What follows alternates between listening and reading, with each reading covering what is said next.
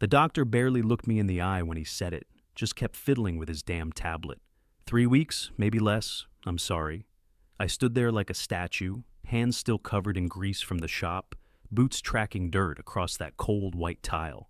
My wife, Elise, was laid up in the ICU bed behind him, wires and tubes everywhere, her skin pale like she'd been drained from the inside out. They said it was some rare blood disorder, aggressive, fast, no known cure without a donor match. She hadn't even looked sick until last month.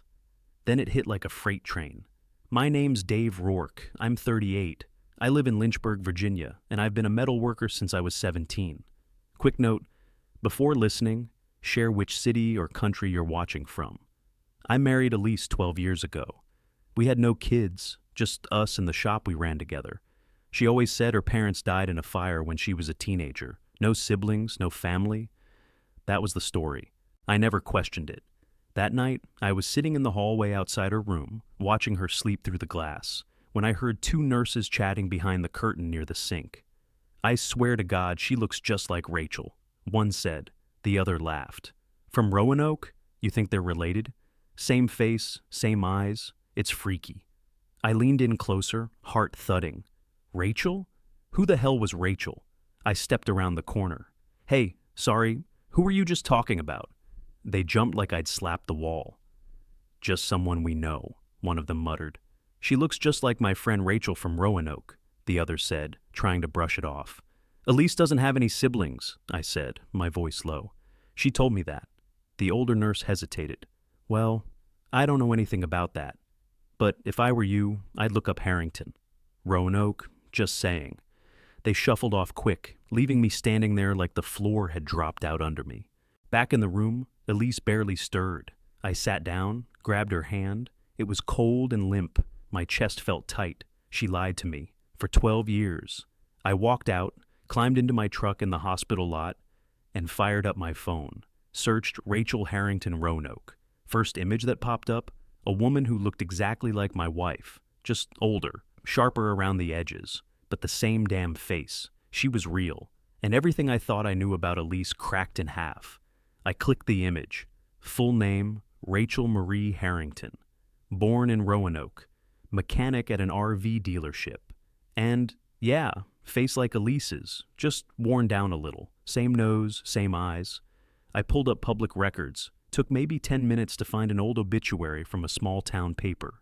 Dated back almost 20 years. Headline read, Local couple perishes in tragic house fire. James and Lillian Harrington. Survived by 2 daughters, Rachel and Elise. 2. I sat there gripping the steering wheel like it owed me something. She changed her name, cut ties, reinvented herself, and married me like none of that ever happened. But that wasn't even the part that twisted my gut. Her condition. That disease. The doc said only a blood relative had a shot in hell at being a viable stem cell donor, and this woman, this stranger, might be the only one who could save Elise's life. I didn't know what kind of history they had. Didn't care yet.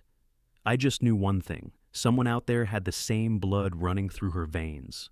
And Elise didn't tell me. I drove straight to the shop, burst through the front. My assistant Tyler looked up from the grinder. Whoa, everything okay? Number? Not even close. I tossed him the keys to the truck. You're running the place for a few days, maybe more. Wait, what? What happened? Elise is dying. I gotta go find someone. He blinked but didn't ask questions. All right, boss, I got it. I packed a bag in 10 minutes flat, didn't even stop to eat. Just grabbed a cooler of Red Bulls and hit the hospital again. She was awake this time, barely. Pale, sweat on her hairline, breathing like every inhale cost her. Elise, I said, standing at the side of the bed. Her eyes flicked open. Dave, I'm driving to Roanoke. Her fingers twitched. No, please, don't. There's someone out there who looks exactly like you, named Rachel. Same last name as your parents. She turned her head, tears already forming. Don't look for her. Let it go. You lied to me, I said. 12 years. You said you had no family. And now there might be someone who can help you, someone who can save your life. And you want me to do nothing? I don't deserve to be saved, she whispered. I gritted my teeth. You don't get to make that call. I did terrible things, Dave. I don't want you to see what's behind all of this. Just stay. Just hold my hand and let it happen. No, I leaned in. You lied, yeah, but I'm still your husband. Or you're still the woman I love, even if I don't recognize you right now. And I'm not gonna sit here and watch you die because of secrets you were too scared to face. Tears rolled down her cheeks. She'll hate me. Then she hates you. But you don't die without giving her a chance to decide that herself. She turned her face to the wall, sobbing quietly. I kissed her forehead, stood straight, and walked out before she could change my mind. The drive to Roanoke felt endless, just trees, road, and rage buzzing through my veins. I didn't know what I'd find when I got there, but I sure as hell wasn't coming back empty-handed. I pulled into the RV lot around 11 the next morning. Roanoke was hotter than hell, sun bouncing off chrome and aluminum like a damn mirror. Rows of trailers stretched out in every direction. A guy in coveralls pointed me around back when I asked for Rachel, said, "She's in Bay 3. You'll know her when you see her." Yeah, no kidding. She was under the hood of a Class C motorhome, black tank top, greasy jeans, dark ponytail. Same sharp cheekbones, same exact scowl Elise got when she was pissed. "Rachel Harrington," I called out. She didn't even look up. "What?" I stepped closer. "My name's Dave Rourke. I'm Elise's husband." That got her attention. She straightened fast and wiped her hands on a rag, eyes narrow like I'd spit in her drink. "Elise," she said, flat. "You've got 5 seconds to get off this property." "I just need 5 minutes." "Nope. You already used up 3. She turned to walk away. I followed. "She's dying, Rachel." She froze mid-step, turned. "Is this supposed to be a guilt trip? You come all the way here to play the sympathy card?" "I came here because you're the only one who might be able to save her," she scoffed. "Save her? That's rich. She didn't give a damn about saving anyone when she stole our parents' money and disappeared off the face of the earth." I blinked. "What?" "You heard me." She pointed at her chest. "I was 17. Our parents died. I had no one. Elise, sorry, Ellen back then, was executor of the estate. 2 weeks later, the account was empty. Every cent of the life insurance, every asset, gone." "No way," I said. She changed her name, moved out of state, and left me with a note that said, "I need to start over. You should too." That was it.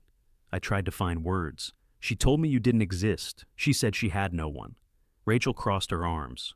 "Yeah, that tracks. Makes her the poor orphan girl, right? Gets her sympathy and a clean slate." Meanwhile, I dropped out of school, couch surfed, hit rock bottom before I crawled my way back up. I didn't know any of this. Well, now you do. So go back to whatever fantasy life she built for you and leave me out of it. She needs a donor, a stem cell transplant. The doctors said only a relative might work.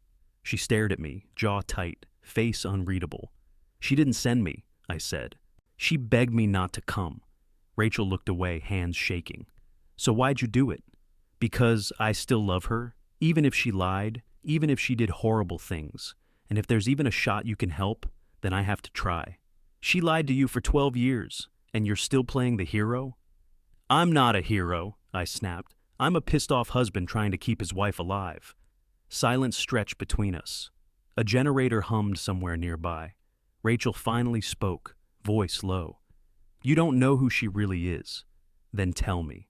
She was smart, charming, perfect on the outside, but everything was calculated, always had to be in control, always got what she wanted. She used people and tossed them, even me. "She's not that woman now." Rachel's laugh was cold. "You sure? Or did she just get better at hiding it?"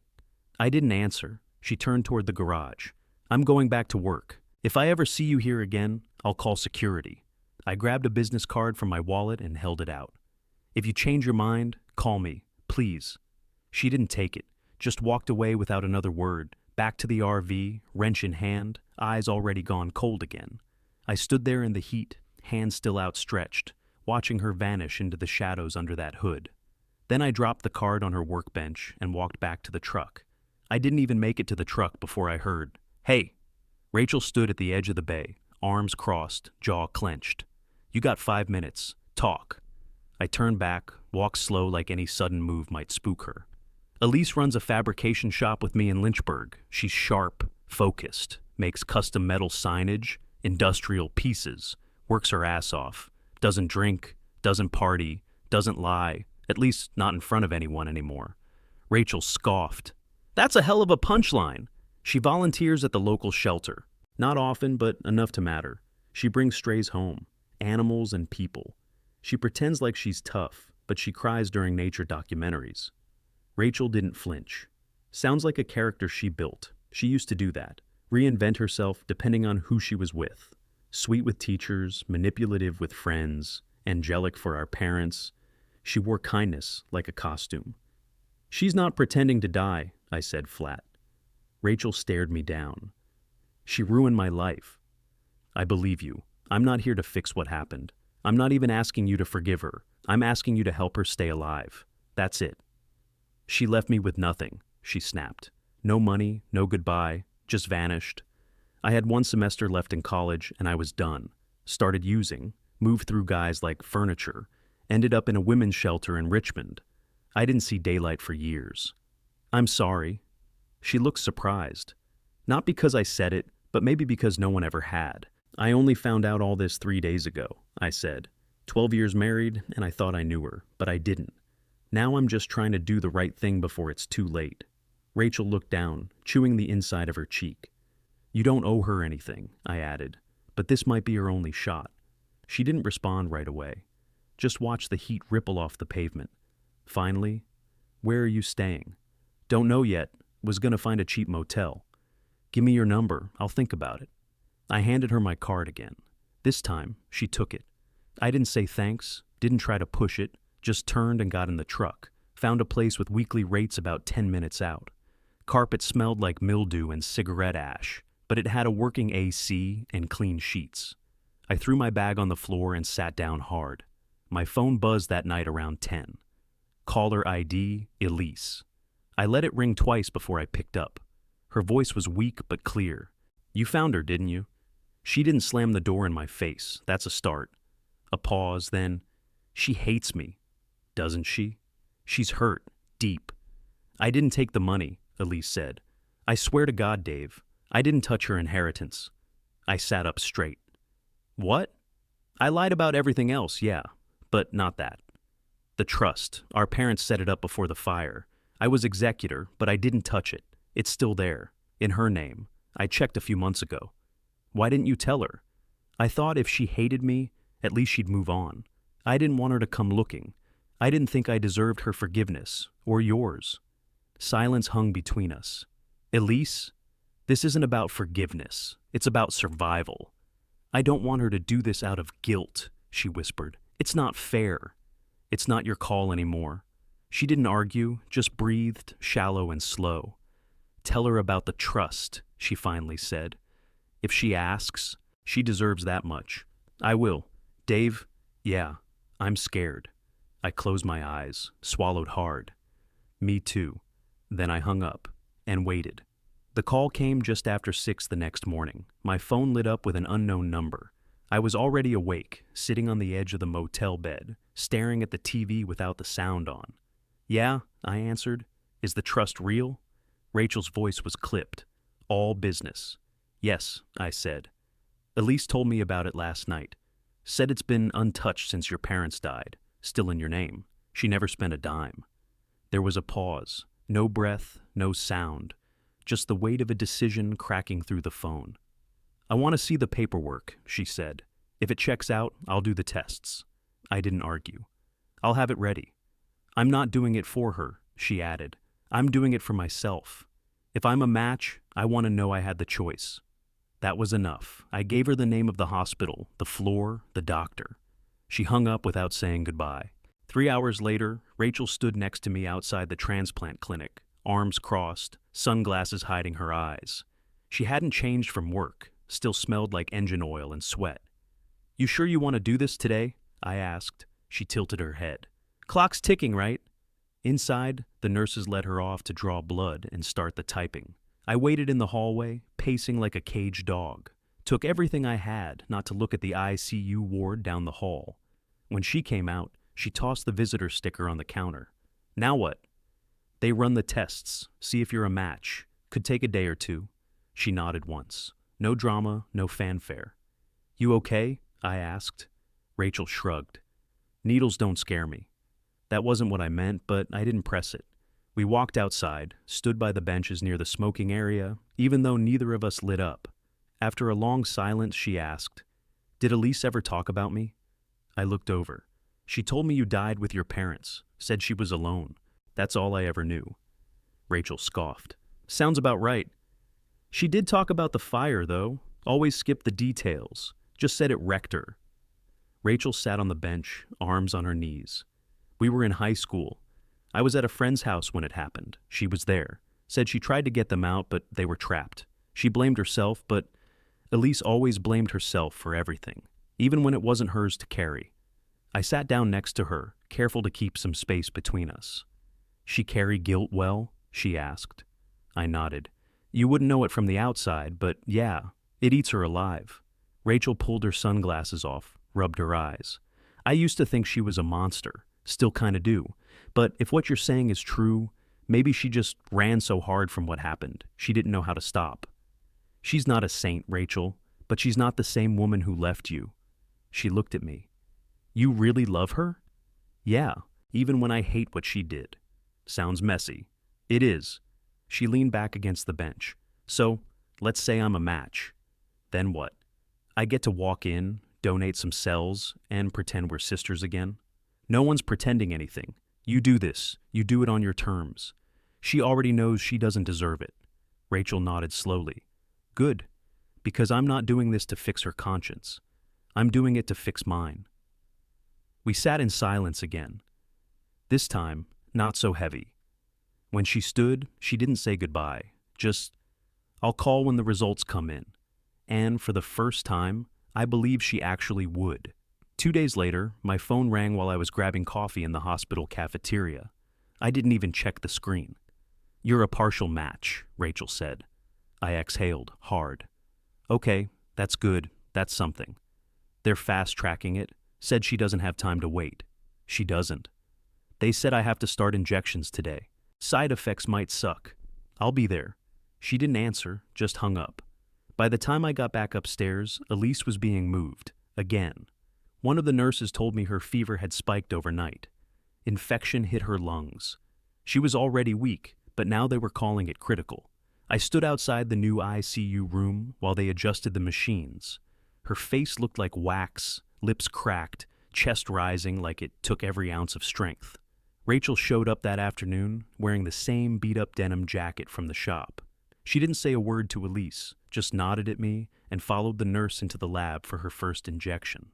They had to give her shots every day for 5 days, stuff to stimulate her stem cells and push them into her bloodstream. After the second day, she started limping, said her bones felt like they were splitting from the inside. "Can't wait for this magical sister bonding experience to kick in," she muttered, rubbing her lower back as we walked toward the parking lot. "You doing okay?" I asked. She shot me a glare. "I'm sticking needles in my stomach every morning, and my bones feel like glass, so yeah, living the dream." I cracked a smile. "You're tougher than most people I know." "Yeah, well, most people don't know what it's like to wake up in a shelter with a needle in their arm and no memory of how they got there."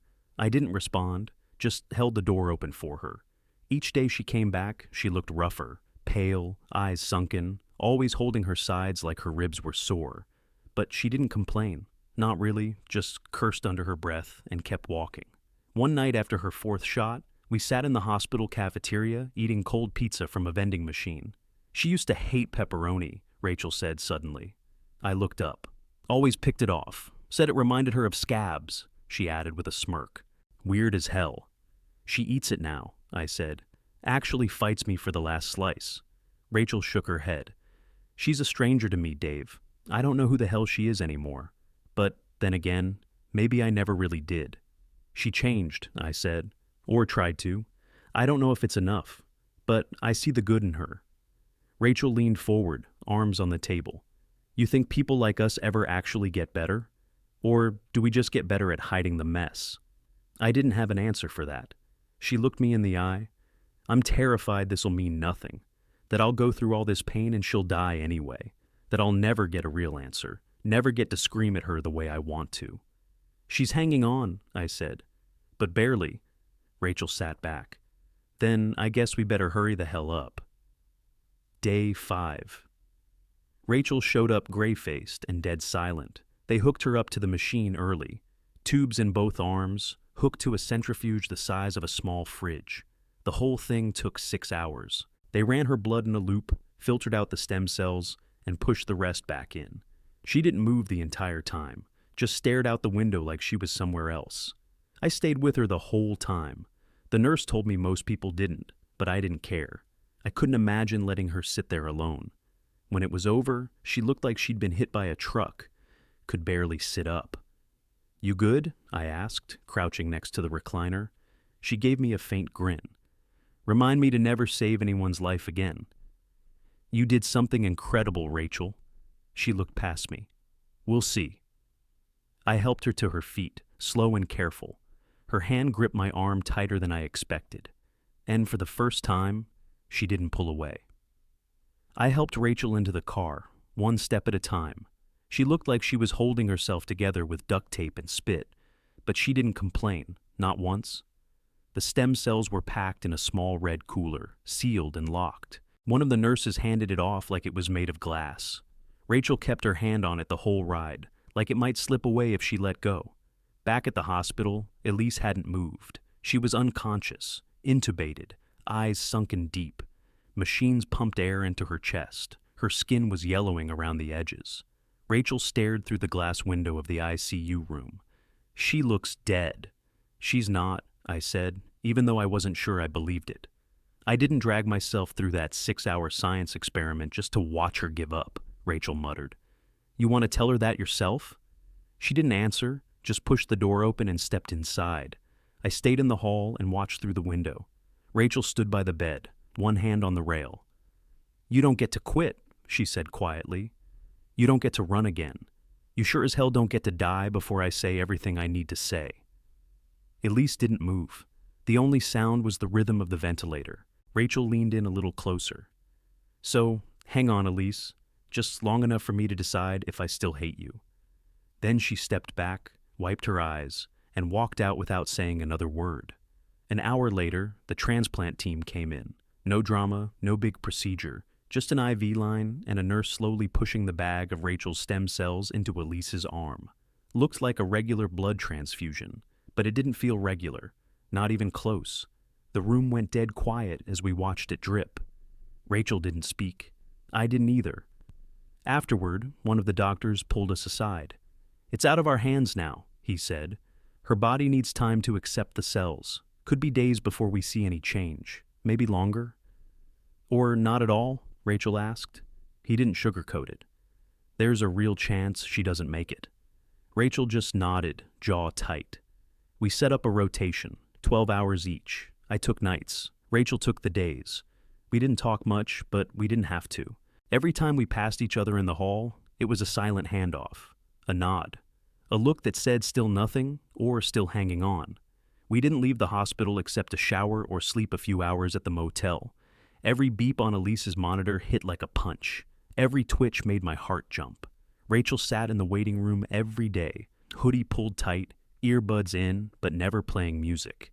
She'd just sit there, silent, watching people come and go. We didn't know if Elise would wake up, but we stayed. By Friday night, it started to slip. Elise's kidneys weren't filtering right. The infection got worse. Her fever climbed so high, they packed her in ice, and even that barely made a dent. Her skin looked translucent, like there was nothing left holding her together. The doctor caught me and Rachel in the hallway. He didn't dance around it. "If things don't turn by Sunday," he said, "we may be out of time." Rachel just stared at him. No reaction, no questions. She turned and walked straight into Elise's room without a word. I followed a few steps behind, stopped at the door. Rachel stood next to the bed, both hands on the rail. "You hear me, Elise?" Nothing. She leaned in. "You don't get to die. Not like this. Not after dragging me out of the life I built. Not after I sat in a damn chair for 6 hours while they bled me dry." Still nothing. Rachel slammed her palm on the bed rail. "Wake the hell up!" The monitors jumped, but Elise didn't. "You owe me," Rachel hissed. "You owe me answers. You owe me a face-to-face. I want to scream at you for ruining my life, and I can't do that if you're dead." She blinked hard, her voice cracking. "So, If you're listening in there, if there's anything left in you, fight back. Don't make me regret this." Then she backed up, fast, like the weight of it hit all at once. She pushed past me on her way out. I sat with Elise that night. Her body was failing, one system at a time. I kept checking her hand, squeezing it now and then, hoping for something, anything. Around 4 a.m., I felt it, a twitch. I looked up fast. Nothing else moved. Then another one. A tiny, slow flex of her fingers. "Elise?" I said, grabbing her hand. No response, but she squeezed. Just for a second, but it was there. I hit the call button so hard I nearly broke it. By morning, her white cell count had ticked up. Just a notch, barely measurable. But the nurse looked at the chart, then looked at me with something that almost passed for hope. Rachel came back that afternoon. She didn't speak when I told her, just stood there staring at the monitor like it was lying. "Say it again," she said. Her count's rising, just a little. Rachel folded her arms, mouth twitching. "That mean the transplant's working?" "Maybe." "She squeeze your hand?" "Yeah." She didn't say anything else. Just slid into the chair beside Elise's bed and stared. The next day, her kidney function stabilized. Fever dropped a few degrees. Her body wasn't healing yet, but it wasn't losing the fight anymore either. Rachel and I took turns sleeping on the bench. We didn't ask questions, didn't try to fill the silence. We just waited, 1 minute at a time. There wasn't a miracle moment. No gasps, no sudden awakening. Just small signs, her fingers twitching again, her breathing steadying, the monitors not screaming every few hours. Rachel leaned over to me late one night and whispered, "If she pulls through this, I don't know what the hell I'm going to say to her." I stared at the floor. "You'll figure it out." She didn't respond, but she stayed in the chair, watching her sister breathe. The ventilator came out on a Tuesday, just after noon. She coughed and gagged as they removed the tube, and for a second I thought she might choke. But then she pulled in a shaky breath, all on her own.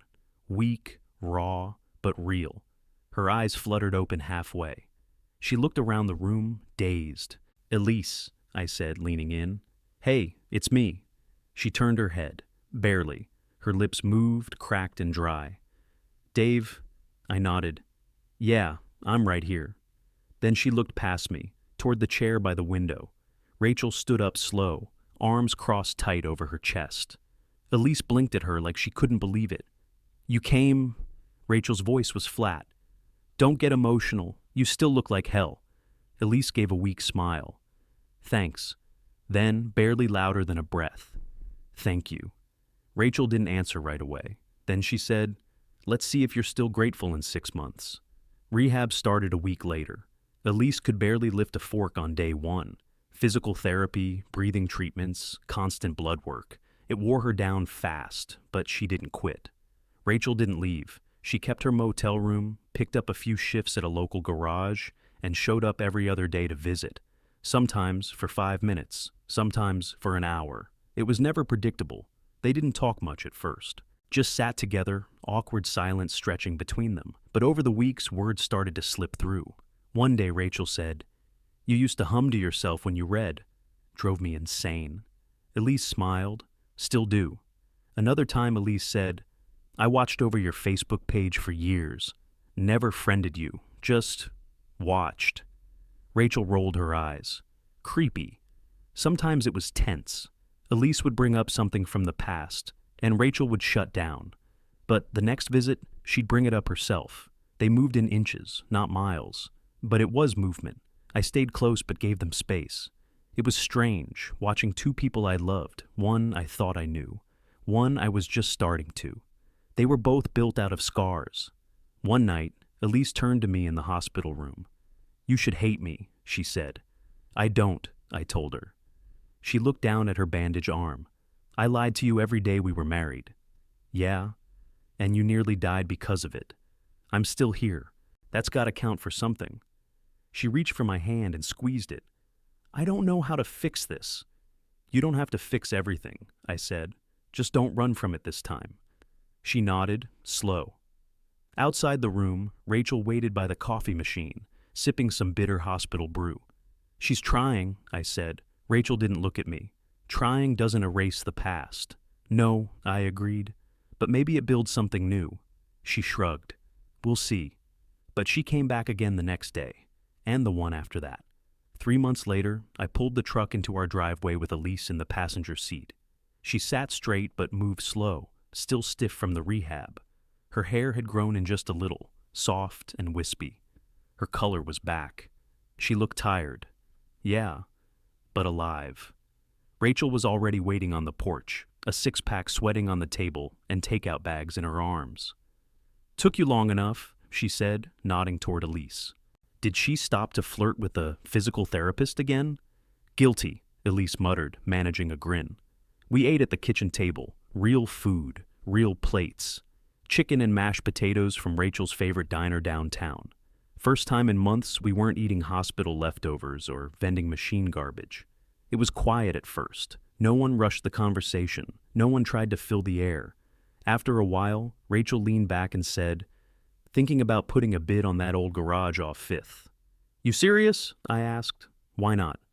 I'm already here, and apparently I've got a trust fund I never knew existed." Elise looked down at her plate. "You're entitled to every cent of it." Rachel waved her off. "Relax, I'm not thanking you." Elise let out a breath. "I'm not asking you to, but I'm glad you didn't walk away. I wouldn't blame you if you had. I earned it." Rachel didn't answer right away. Then, "You still might screw it up." "I probably will," Elise said, "but I'm not going anywhere this time." That was the truth of it. No promises, no miracles, just effort. I raised my glass, water, not whiskey. We weren't there yet. "To complicated families," I said. Rachel rolled her eyes but clinked glasses anyway. "And second chances." Elise looked between us. "I never thought I'd get one, with either of you." "Yeah, well," I said, "you almost didn't." We finished dinner slow, scraping plates and telling stories that didn't all end in bitterness, just life, real, messy, hard-earned. And for once, nobody walked away.